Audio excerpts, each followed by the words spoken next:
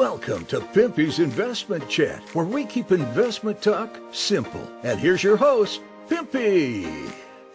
What is going on out there, peeps? All right, a couple things. We're going to get into Zimbabwe here in just a moment, and I'm going to show you what the issue is over there in Zimbabwe.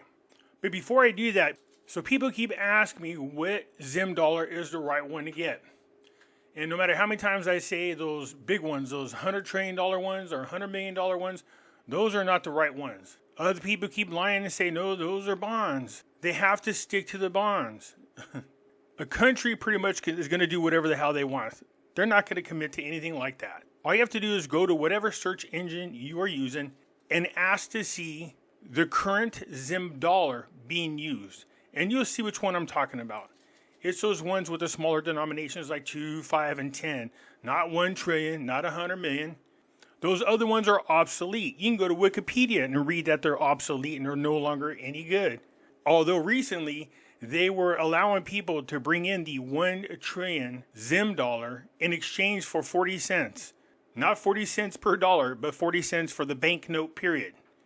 They're actually worth more to collectors. So it's very interesting that they were trying to continue to clear those off the streets.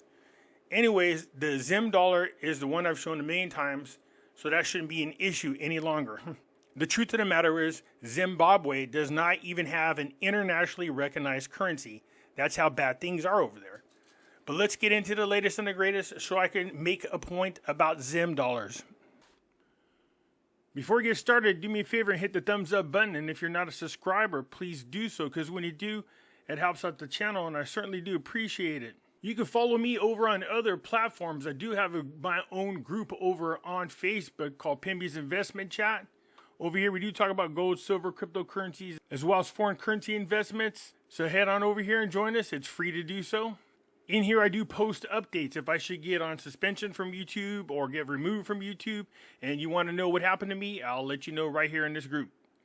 I can be found on Twitter, MeWe, YouTube, and the cool thing about YouTube, if you come over here and you join and you find my channel, I got videos going back, I believe, a couple years.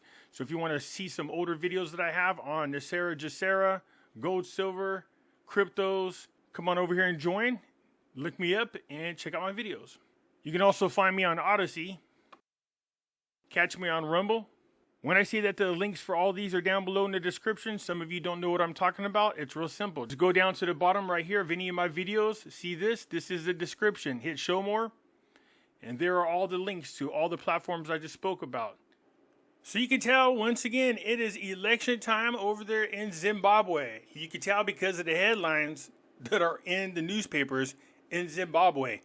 Abducted. Zimbabwe opposition activist found dead. So do you see what the problem is over there in Zimbabwe? When it comes to politics, they will either kidnap or imprison, just like they're trying to do over here in the United States, their political opponents, or if they can't get rid of them or keep them from running, they'll go ahead and just kill them. So this political opponent reportedly tortured and his body dumped on the outskirts of Harare after being abducted while campaigning. This man was campaigning to be the next president, and while he was campaigning, they abducted him, tortured him, and killed him.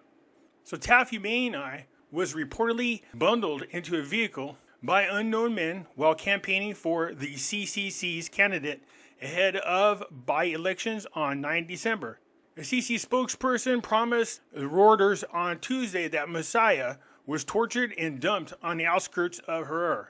His body was later moved to a mortuary at a hospital about 3 miles from the central Harare, where it was identified by the CCC members who had been searching for him.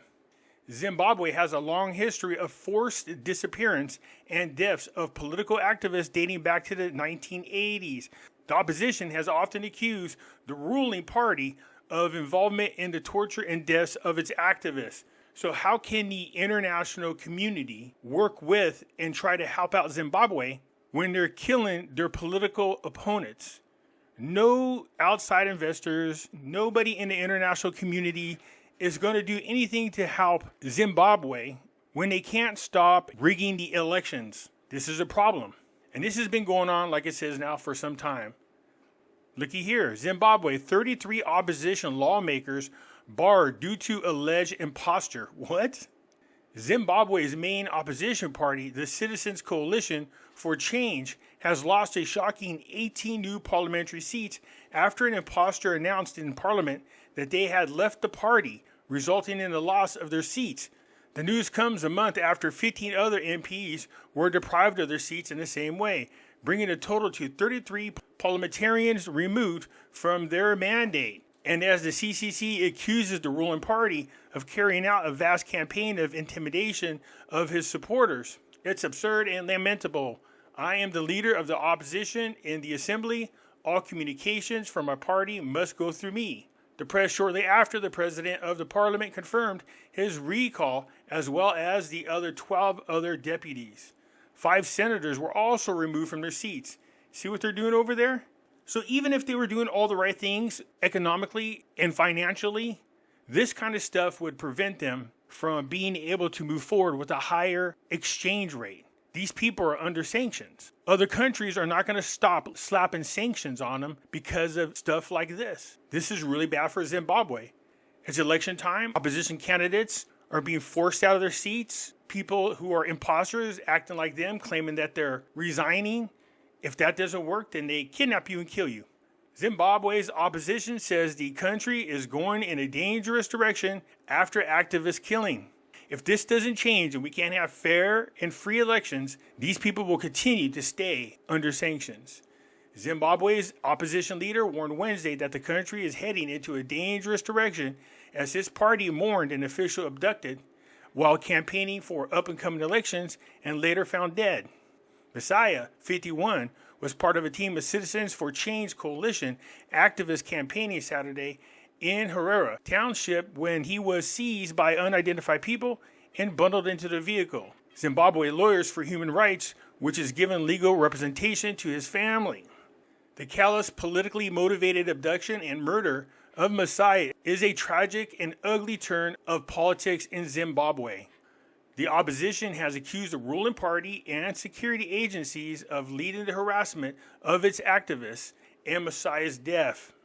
So just like one of the issues that Iraq had, political stability, people hear about this, they're not going to be interested in investing over there in Zimbabwe. Sanctions are going to be slapped all over Zimbabwe. They're never going to be able to get their ducks in a row if they can't have fair and free elections. Killing your opposition is not fair and free. Forcibly removing them out of parliament or in the Senate is not free and fair elections. Anyways, I thought I would just share this with you. This is one of the biggest problems that Zimbabwe has, and this is one of the biggest issues that Zimbabwe has when it comes to reinstating or even revaluing their currency. Anyways, that's it for now. I look forward to hearing from you. I'm out.